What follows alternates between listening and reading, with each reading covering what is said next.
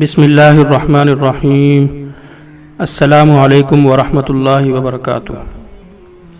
On line teacher کی جانب سے آپ سب کو خوش آمدید۔ آج میں آپ حضرات کو ایک بہترین اور زبردست واقعہ سنانے لگا ہوں۔ آپ توجہ اور خشوع خضوع کے ساتھ سنیں تو انشاءاللہ بہت فائدہ ہوگا۔ کہ حضرت عمر رضی اللہ تعالیٰ عنہ کے زمانے میں ایک پرہیزگار نوجوان تھا۔ وہ مسجد میں زیادہ تر گوشہ نشین رہتا تھا اور اللہ تعالیٰ کی عبادت میں مصروف رہتا۔ حضرت عمر رضی اللہ تعالیٰ عنہ کو وہ شخص بہت پسند تھا۔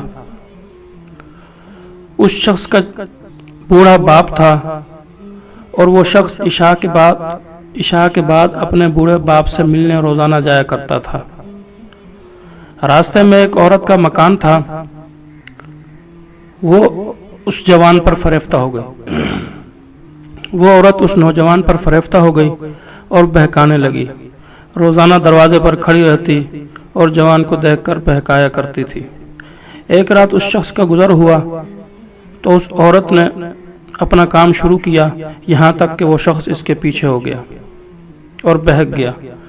وہ اس عورت کے دروازے پر پہنچا تو پہلے عورت اپنے مکان میں داخل ہوئی، پھر جب یہ شخص داخل ہونے لگا تو اچانک اس نے اللہ تعالیٰ کی اس آیات کو پڑھا کہ ان الذین اتقوا اذا مسهم طائف من الشیطان تذکروا فاذا هم مبصرون، کہ بے شک جو لوگ خدا سے ڈرتے ہیں جب انہیں شیطان چھوتا ہے تو وہ چونک جاتے ہیں اور ان کی آنکھیں کھل جاتی ہیں۔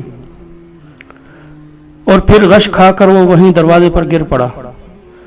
اندر سے عورت آئی، یہ دیکھ کر کہ نوجوان اس کے دروازے پر بے ہوش پڑا ہے، اس کو اپنے اوپر الزام آنے کا اندیشہ ہوا۔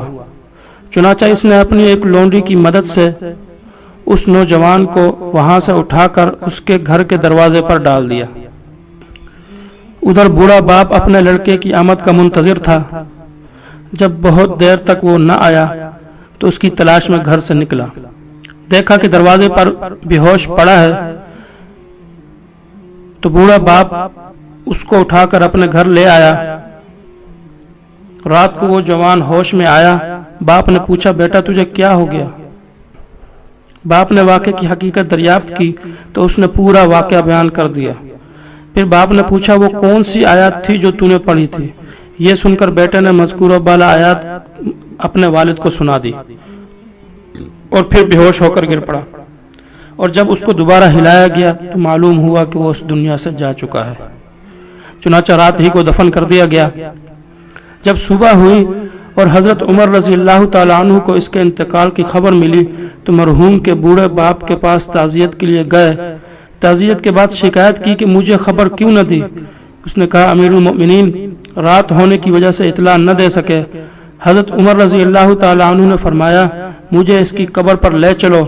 قبر پر جا کر فرمایا، اے شخص، وَلِمَنْ خَافَ مَقَامَ رَبِّهِ جَنَّتَانِ، کہ اس شخص کے لیے جو خدا سے ڈرتا ہو اس کے لیے 2 جنتیں ہیں۔